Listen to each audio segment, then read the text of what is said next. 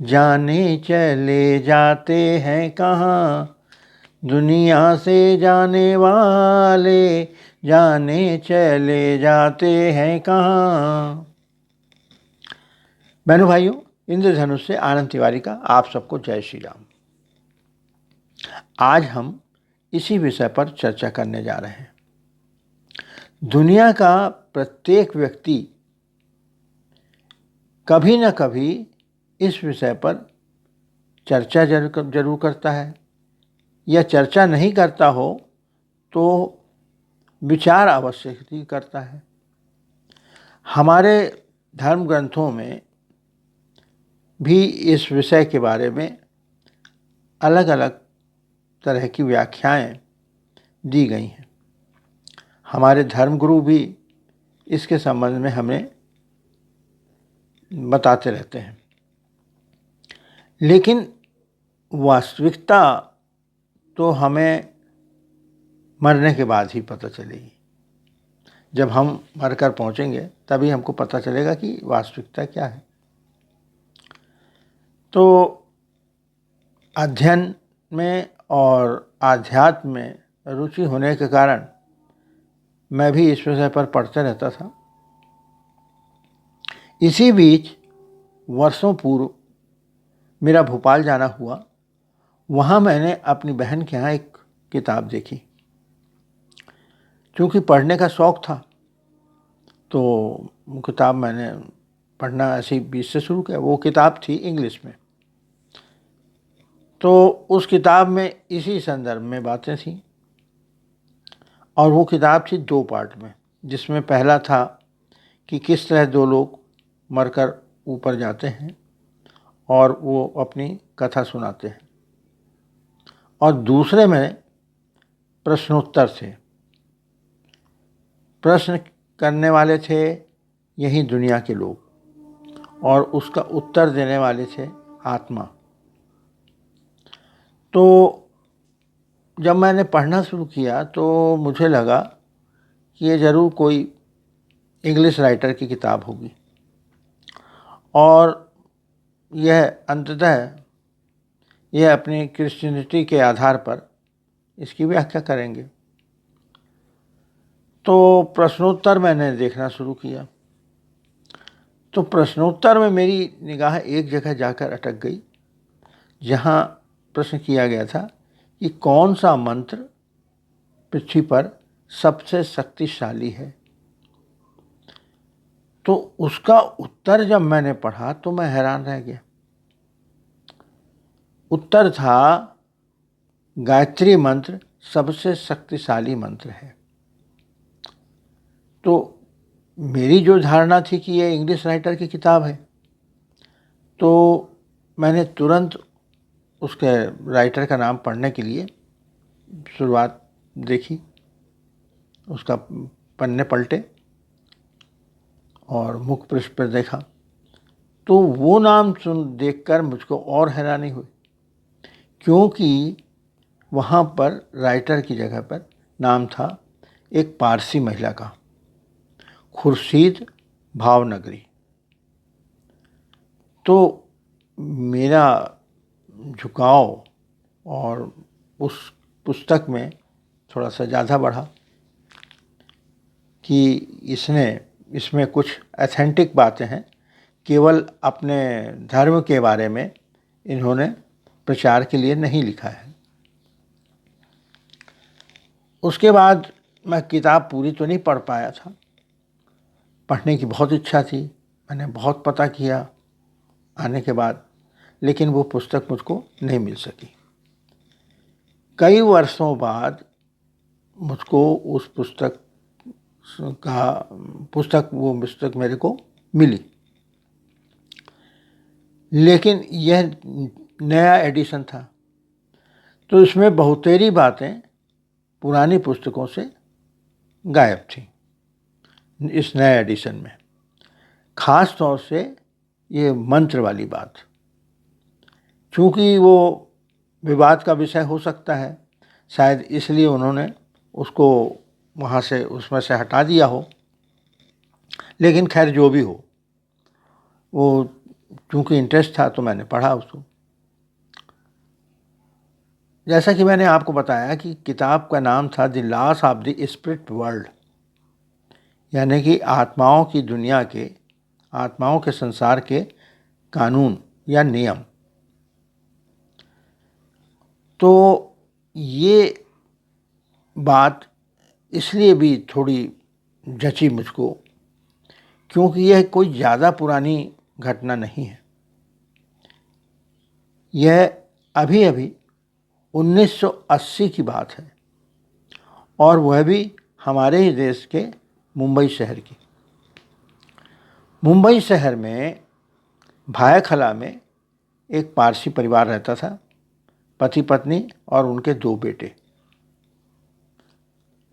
बड़ा बेटा 30 साल का था विस्पी, छोटा बेटा था 29 साल का रेटू। ये दोनों बच्चे मैकेनिक का काम, कार मैकेनिक का काम करते थे। इनकी खुद की अपनी दुकान थी। एक मध्यम वर्गीय साधारण परिवार था। तो होता क्या है कि 1980 में, फरवरी 1980 में दोनों भाई तय करते हैं कि हम लोग एक कार रैली में भाग लेंगे। इसके लिए वो लोग अपनी एक पुरानी कार लेकर उसको ठीक ठाक करते हैं, बनाते हैं, तैयार करते हैं, और उसके ट्रायल के लिए वो लोग एक दिन जाने का तय करते हैं। जाने के दिन दोनों जब घर में बताते हैं तो माता पिता दोनों कहते हैं कि भाई संभाल के जाना। तो बेटे कहते हैं कि भाई हम लोग तो ट्रायल पे जा रहे हैं, और चूँकि ट्रायल है इसका, इसलिए 30 किलोमीटर से अधिक तो हम लोग चलाएंगे ही नहीं गाड़ी। इसके इंजन को हमको थोड़ा वो करना है, रवा करना है। तो ऐसा बोलकर जब निकलने को होते हैं तो छोटा बेटा अपनी माँ से जाके लिपट जाता है और उनको किस करके गुड बाय बोलता है, और फिर धीरे से वो आगे बढ़ता है वापस आने के लिए। क्योंकि वो लोग 2nd फ्लोर में रहते हैं, तो जैसे ही सीढ़ी पर वो पैर रखता है फिर वो लौटता है और फिर से अपनी माँ से चिपक कर कहता है गुड बाय। इसके बाद वो जब 1st फ्लोर पे पहुंच जाता है, वहाँ से वो फिर लौटता है और फिर से अपनी माँ से चिपट कर उसको किस करके गुड बाय करता है। तो उनकी माँ को भी हैरानी होती कि आज ये इस तरह की हरकत क्यों कर रहा है, लेकिन उनको कोई विशेष बात उसमें समझ नहीं आती। अब दोनों भाई निकल जाते हैं। वो लोग पहले ही कह देते हैं अपने माता पिता को कि भाई हो सकता है हमको रात को देर हो जाए, और यदि अधिक देर हुई तो हम लोग वहीं रुक जाएंगे। ये लोग बम्बई से कोपेली नाम का जगह है, वहाँ जाने वाले रहते हैं। तो ये लोग निकल जाते हैं। दूसरे दिन जब सवेरे के 8 साढ़े 8 बज जाते हैं और कोई खबर नहीं आती, तो दोनों माँ बाप को चिंता होने लगती है। वो लोग पता करते हैं, उसके पहले एक मैकेनिक आता है और बताता है कि इनकी कार का एक्सीडेंट हो गया है, दोनों भाई हॉस्पिटल में हैं। पिता अपने दोस्तों के साथ में निकल जाते हैं अस्पताल के लिए। वहाँ जाकर देखते हैं कार झाड़ से टकराई पड़ी है और कार के पास कोई नहीं है। इन दोनों भाइयों के साथ साथ 3 लोग और गए थे, 2 मैकेनिक थे, एक उनका दोस्त था। तो जब ये अस्पताल पहुँचते हैं तो उनको पता चलता है कि उनके दोनों बेटे मर चुके हैं और बाकी तीनों को मामूली चोट आई है। तो ये बड़ी हैरानी की बात लगती है उनको। तब वो साथ वाले मैकेनिक से पूछते हैं कि बेटा ये कैसे हुआ था। तो वो कहता है कि थोड़ी देर के लिए हम सबको नींद आ गई थी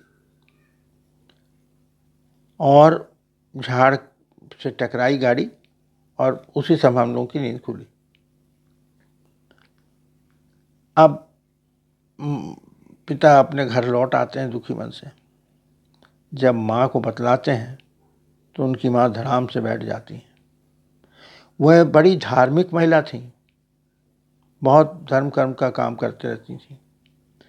तो उनको बड़ा बुरा लगता है कि हे भगवान, मैंने कोई बुरा काम नहीं किया, किसी के साथ बुरा नहीं किया, फिर मेरे साथ तुमने ये अन्याय क्यों किया।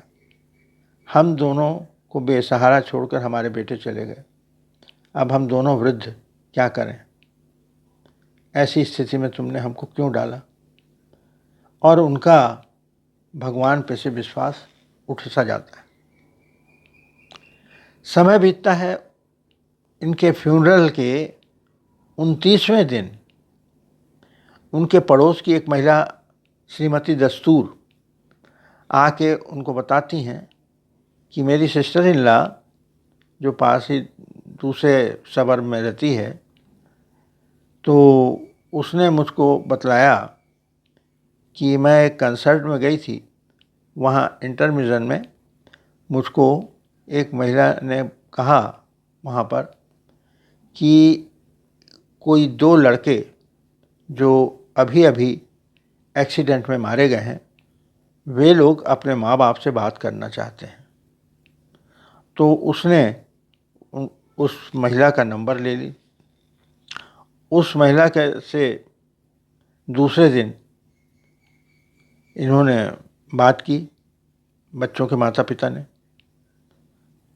तो उसने बताया कि मेरे भाई की भी मृत्यु हो गई है और मैं अपने भाई की मृत्यु होने के बाद उससे बात करने के लिए यहाँ पर एक माध्यम के यहाँ जाती हूँ, आपको वहीं आना चाहिए। तो ये दोनों माँ बाप वहाँ पहुँचते हैं। नेपियन सी रोड में श्रीमती कपाड़िया, वहाँ पर जब इनकी बारी आती है तो उस माध्यम से उनका छोटा बेटा अपनी माँ को बुलाता है, बात करता है। तो वो ऐसे शब्दों का उपयोग करता है जो घरेलू शब्द रहते हैं, जो आपस में ही जाने जाते हैं, बाहर के लोग नहीं जानते। जैसे मान लीजिए मैं अपनी माँ को माँ नहीं कहता हूँ, हम लोग अपनी माँ को जिज्जी कहते थे। तो यदि मैं जिज्जी करके पुकारूंगा तब उनको यकीन होगा कि हाँ ये मेरा ही बेटा है। यदि मैं माँ, मम्मी या ऐसा कुछ बोलूँगा जो अमूमन उनको नहीं बोलता था, तो वो इस बात पर ध्यान नहीं देंगे, वो समझ जाएंगे कि ये मेरा बेटा नहीं है। तब उनको लगता है कि हाँ ये मेरा ही बेटा है और उससे बात होती है। तो वो कहते हैं कि हम आपसे अकेले में बात करना चाहते हैं। तब श्रीमती कपाड़िया उनको एक श्रीमती ऋषि का पता देती हैं सांता क्रूज में। ये लोग दूसरे तीसरे दिन वहाँ जाते हैं। वहाँ दोनों भाइयों की माँ से बात होती है। वो लोग कहते हैं कि हम लोग यहाँ स्पिरिट वर्ल्ड में हैं, आत्माओं की दुनिया में हैं, और हम लोग यहाँ बहुत खुश हैं। बिल्कुल आपको चिंता करने की आवश्यकता नहीं है, बल्कि हम लोग भी आपकी देखभाल करते रहेंगे, कर रहे हैं और करते रहेंगे। आप कोशिश ये कीजिए, थोड़ा सा अभ्यास कीजिए मेडिटेशन का, ताकि हम लोग आपसे माध्यम के बगैर आपसे सीधे बात कर सकें। और उनको वो मेडिटेशन के बारे में थोड़ी सी विधि बताते हैं। चूँकि महिला धार्मिक तो थी ही, उन्होंने मेडिटेशन शुरू किया और कुछ ही महीनों में उन्होंने अपने आप को तैयार कर लिया। इसके पश्चात वे दोनों बच्चे उनको ऑटोमेटिक हैंड राइटिंग के बारे में समझाते हैं। अर्थात पेन लेकर वो उनकी माँ बैठ जाती थी, पेन और कागज़ लेकर, और वो पेन धीरे धीरे धीरे धीरे लिखना शुरू करती थी। तो शुरुआत में तो काफ़ी उनके अक्षर समझ नहीं आते थे, सिर्फ ऐसे गोले गोले भगोले बनते जाते थे। फिर धीरे धीरे धीरे धीरे उन्होंने लिखना शुरू कर दिया और उस माध्यम से फिर उनसे बातें होने लगी। इस बीच में ये बातें पता और लोगों को भी चली, तो और लोग भी अपनी बातों को जानने के लिए, कुछ लोग उस दुनिया का हाल जानने के लिए, कुछ लोग अपनी समस्याओं का हल जानने के लिए वहाँ पहुँचने लगे और उनको इससे फ़ायदा मिलने लगा। इस बीच में एक और इस बात की सत्यता सिद्ध हुई इस तरह से कि एक तो बेचारे के बच्चे चले गए थे, उसी बीच इनका एक पारिवारिक ज़मीन से संबंधित कुछ मामला था, वो केस आ गया सामने। इन लोगों ने जाकर अपने वकीलों से बात की, उनसे सलाह ली, तो वकीलों ने कहा कि इसमें आपको जीतना मुश्किल है, इसलिए आप मत लड़िए, ये केस मत लड़िए। लेकिन इनके बेटों ने कहा कि आप केस लड़िए, और उन्होंने कहा कि आप किसी एक वकील को तय कीजिए, आप केस ज़रूर लड़िए। तो इन्होंने केस लड़ा और वो केस में इनको विजय प्राप्त हुई। तो इस तरह से उन्होंने अपने माँ बाप को प्रत्यक्ष रूप में ना रहते हुए एक आत्माओं के रूप में रहते हुए सहायता की। तो इस तरह से लोगों का विश्वास बढ़ता चला गया, और इस पे उन्होंने जो कई प्रश्न किए हैं लोगों ने, वही इस पुस्तक में उन्होंने लिखा है। उस प्रश्न और उनके उत्तर जो विभिन्न विषयों पर हैं, और ख़ास तौर से आत्मा के संसार के बारे में। अब हुआ क्या था, ये जानकारी उनके बड़े लड़के ने दी कि जब वो बड़ा लड़का कार चला रहा था तो अचानक उसके सामने एकदम अंधेरा धुआं सा छा गया। तो उसको लगा कि सामने कुछ धुआं अंधेरा अंधेरा दिख रहा है, तो उसने अपनी कार को बाईं ओर मोड़ा। बाईं ओर मोड़कर उसने जैसे ही ब्रेक पर पैर रखा तो ब्रेक फेल हो गया और झाड़ से कार टकरा गई, और तुरंत ही वो गिरा लड़का और उसकी मृत्यु हो गई। और जब वह ऊपर उसकी आत्मा पहुंची, उसने अपने शरीर को नीचे देखा, तो वहीं पर पास में, तो उसको तो समझ में आ गया कि मेरी मृत्यु हो गई करके। तो वहीं पर पास में उसने एक व्यक्ति को खड़ा देखा। उसने देखा, बोले अरे चलो अच्छा हुआ तुम भी आ गए, मैं सोच रहा था कि मैं घबरा रहा था कि यहाँ मैं अकेला हूँ, कैसे करेंगे, क्या करूँगा। तो उस व्यक्ति ने कहा कि मैं तुम्हारा भाई नहीं हूँ। तो बोले कौन हैं आप? तो बोले मैं तुम्हारा नाना हूँ। तो बोले आप तो बहुत वृद्ध थे जब आपकी मृत्यु हुई। वो जब मरे थे तब उनकी उम्र थी 93, लेकिन आप तो यंग दिख रहे हो। तो बोले इस संसार में ऐसा ही होता है, तो तुम मृत हो चुके हो, तुम्हारा भाई अभी भी जीवित है, देखो वो उसकी सांसें अभी भी चल रही हैं। तो बड़े भाई ने उनके हाथ जोड़े और कहा इसको बचा लीजिए आप, अगर ये भी आ गया तो हमारे माँ बाप का क्या होगा, वो हमारे माँ बाप बिल्कुल अकेले हो जाएंगे, अकेले पड़ जाएंगे। तो उन्होंने कहा कि भाई ये मेरे हाथ की बात नहीं है, ये तो ईश्वर के हाथ में है, ईश्वर ही बचाते हैं, ईश्वर ही मारते हैं, ये मैं इसको नहीं बचा सकता। वो बार बार बोलता रहा, मगर उन्होंने एक ही बात कही कि ये मेरे हाथ की बात नहीं है, ये ईश्वर के हाथ की बात है। थोड़ी देर बाद छोटा भाई भी जब मरकर ऊपर आ गया, उसकी आत्मा ऊपर आ गई, तो उसने आते ही, वो चूँकि अभी आत्मा तुरंत ही निकली थी, तो उसने अपने आप को एडजस्ट नहीं कर पाया था। तो वो ऐसा ही महसूस कर रहा था कि जैसे वो अभी भी शरीर में है। तो उसने अपने भाई से कहा ये क्या कर दिया तुमने कार का, अब हम लोग कहाँ से रैली में भाग लेंगे। तो फिर बड़े भाई ने उसको समझाया, दिखलाया कि देखो तुम्हारी बॉडी वहाँ पड़ी हुई है, हम मर चुके हैं और ये हमारे नाना हैं। इसी बीच में हमारे और कुछ रिलेटिव, हमारे फ्रेंड्स जो मर चुके थे, वो लोग भी हमारे पास आ गए, और फिर उन्होंने हमको कहा कि चलो अब तुम लोग अपनी आंखें बंद करो। हम लोगों ने आंखें बंद की तो हमें ऐसा लगा कि हम दोनों के दोनों बहुत तेज़ी से, शायद हवाई जहाज़ की तेज़ी से भी ज़्यादा उड़ते चले जा रहे हैं। और कुछ देर बाद उन्होंने हमको कहा कि अब रुक जाओ, आंखें खोलो। तो हमने जब आंखें खोली तो वहाँ देखा कि वहाँ एक अच्छा शांत वातावरण है, बहुत ही प्लीजिंग वातावरण था और हल्का सा प्रकाश फैला हुआ था। तो उन्होंने कहा कि अब ऐसा करो, तुम दोनों भाई, वहाँ एक हॉल बना हुआ है, वो हॉल ऑफ रेस्ट कहलाता था, वहाँ जाकर तुम लोग सो जाओ। तो हम दोनों को वहाँ सोने के लिए भेज दिया गया। हम दोनों वहाँ सोते रहे। इस बीच में मेरी विस्पी ने कहा कि मेरी नींद पहले खुल गई।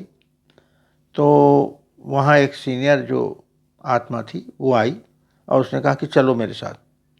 तो मैंने कहा वो छोटे भाई को भी जाग जाने दो, थोड़ा सोया कम है। नहीं, बोले तुम मेरे साथ चलो, मैं तुमको कह रहा हूँ तुम मेरे को फॉलो करो। और बाहर ले जाकर वो कुछ बात करने लगा। इसी बीच वो छोटा भाई भी आ गया।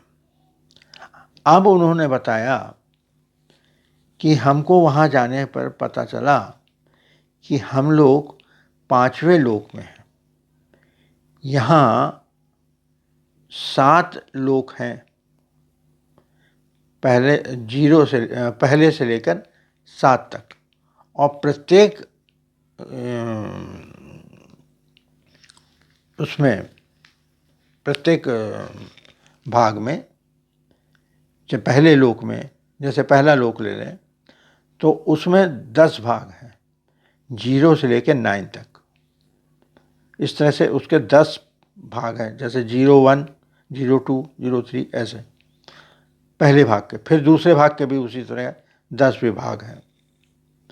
तो उसके अनुरूप आत्माओं को स्थान दिया जाता है।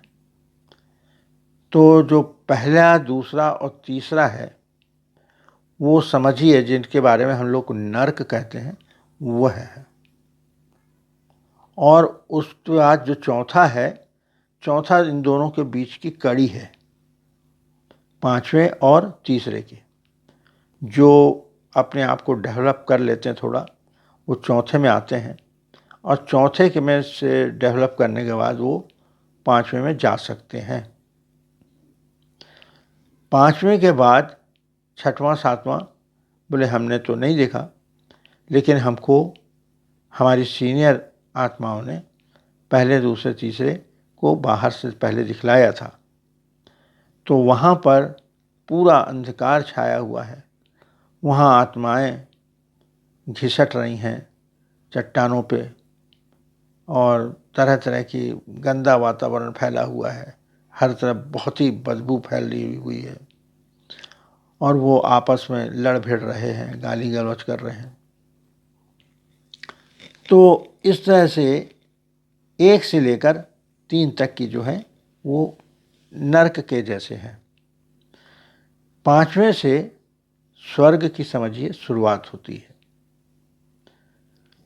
तो इसी बीच हमको लगा कि हमारे एक अंकल थे, वो तो बड़े दयालु, बहुत सज्जन, और दूसरों की मदद करने को तैयार रहते थे, और बहुत ही अच्छे व्यक्ति माने जाते थे।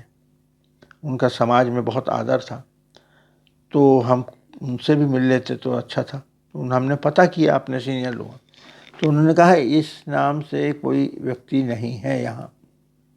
हो सकता है तीसरे स्थान पे हो, तीसरे में, चौथे या तीसरे में हो। तो पहले हम लोगों को विश्वास नहीं हुआ कि नहीं भाई, जब हम जैसे लोग यहाँ आ गए तो फिर हमारे अंकल तो हमसे बहुत अच्छे थे, तो ऊपर हो सकते हैं। बोले नहीं, तुम हमारी बात मानो।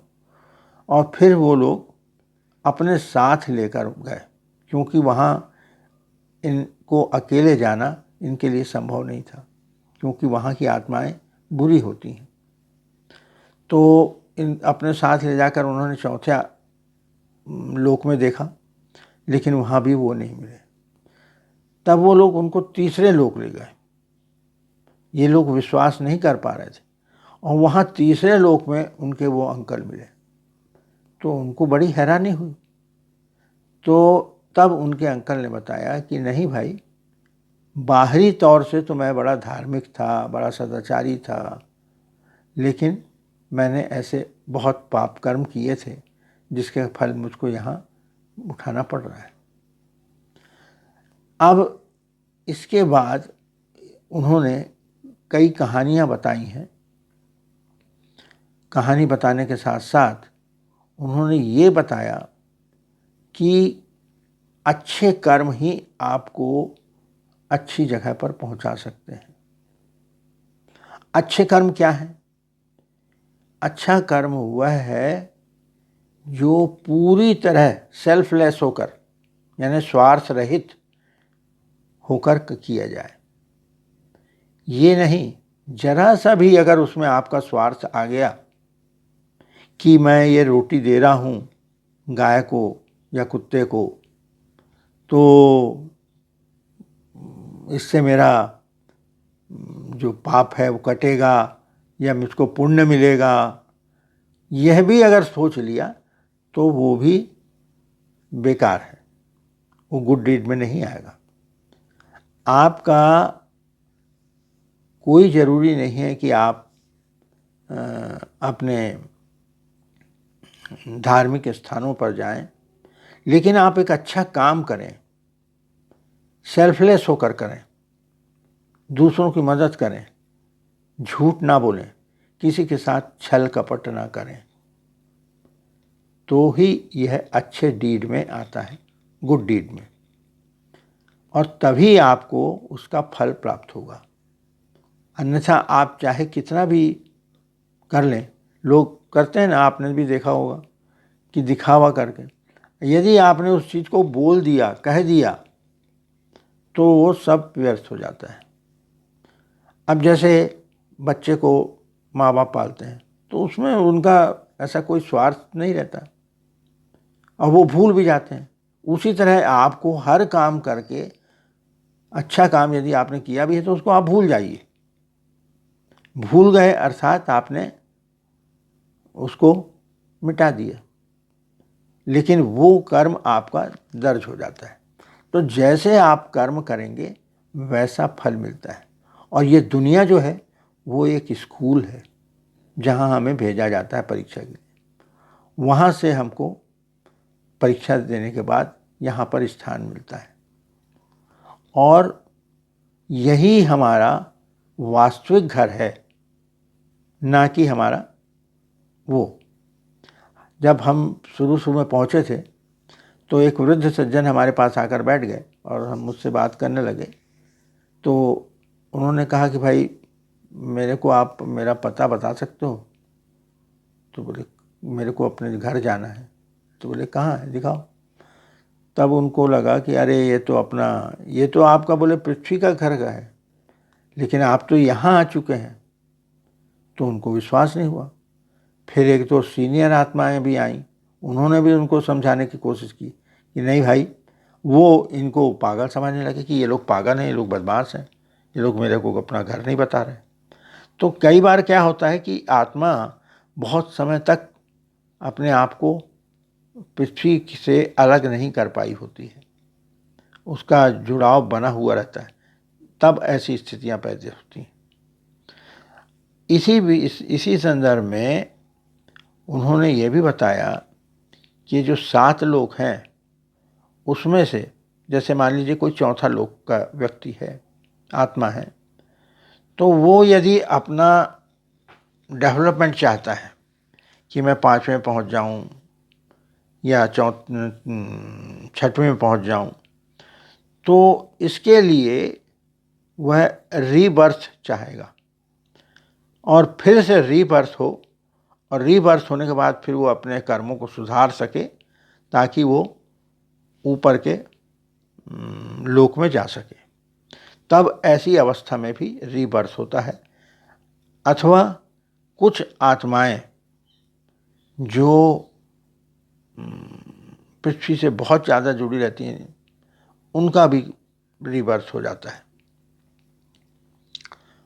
इसके अतिरिक्त कुछ आत्माएं जब आपकी मृत्यु होती है तो आपको लेने के लिए आपसे पहले जो आपके रिश्तेदार हैं या दोस्त हैं या माता पिता जो कोई भी हैं, वो आपको लेने के लिए वहाँ पर आते हैं। जैसे इनको लेने के लिए इनके नाना आए थे। लेकिन यदि किसी ने बुरे कर्म किए हों और उसको पहले दूसरे तीसरे लोक में जाना है, तो उसको लेने जाने के लिए भी बुरी आत्माएं ही पहुंचती हैं।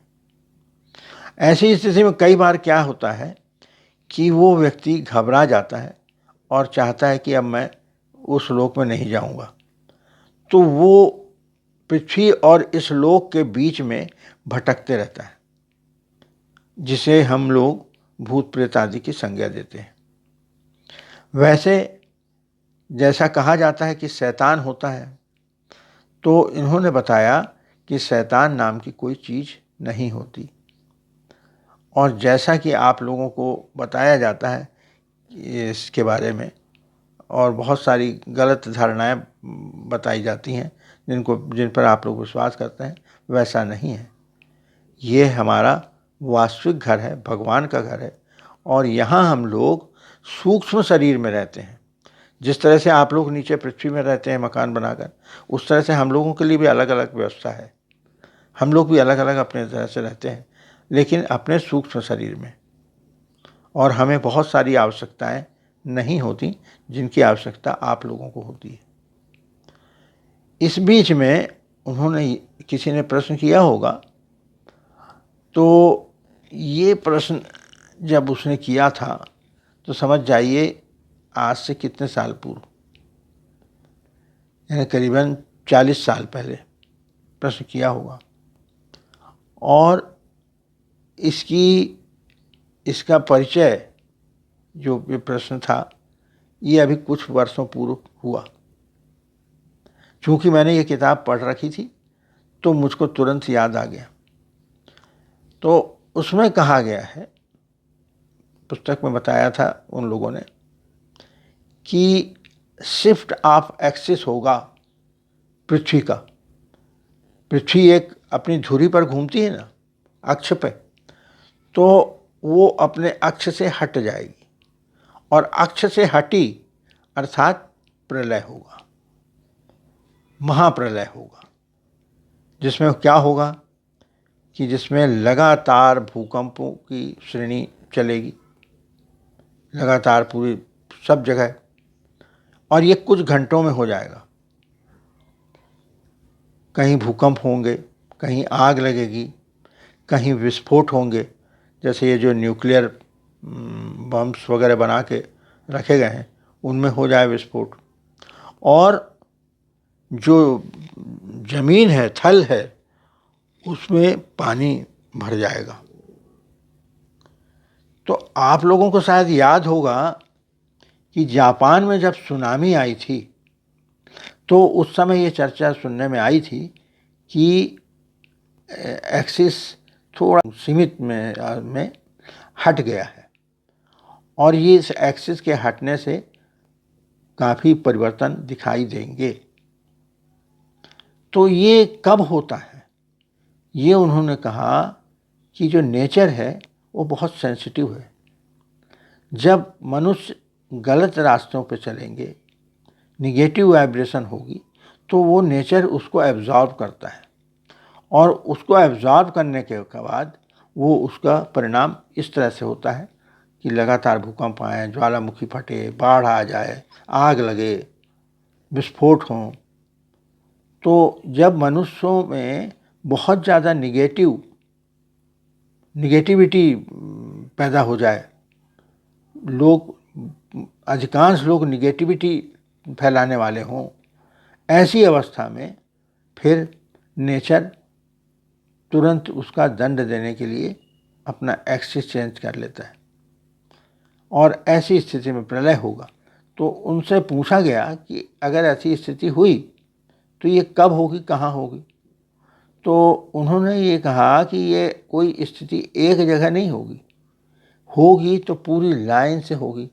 ये भूकंप आएंगे तो किसी एक देश में नहीं, पूरे लाइन से एक देश से दूसरे देश, तीसरे देश, ऐसे होता चलेगा। सुनामी आएगी जिसमें लाखों लोग एक साथ मारे जाएंगे। और इसमें किसी ने पूछा कि हमारी कितनी पॉपुलेशन बचेगी कि नहीं बचेगी? तो उन्होंने बताया कि इसमें 25% पॉपुलेशन बचेगी, जो कि गुड सोल होंगी, यानी अच्छी आत्माएं होंगी, वही इसमें से सुरक्षित रह पाएंगी। तो ये सारी बातें उस पुस्तक में दी गई हैं। उस पुस्तक में तो और भी बहुत सारी बातें हैं, बहुत सारी कहानियाँ भी हैं, उनने बताई हैं कि प्रत्येक अलग अलग आत्माओं के संदर्भ में बताया है कि कैसा हुआ, उस व्यक्ति के साथ कैसा हुआ। तो इतना सब तो अभी आपको सब बताना कठिन है।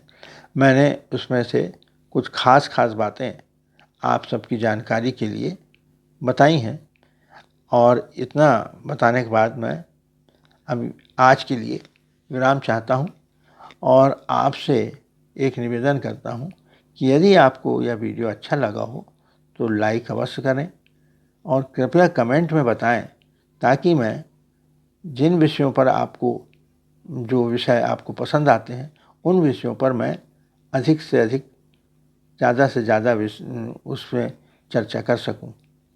और कमेंट करने के साथ साथ यदि आपने सब्सक्राइब नहीं किया हो तो कृपया सब्सक्राइब कर लें, अपने दोस्तों को, मित्रों को कहें वे लोग भी सब्सक्राइब कर लें।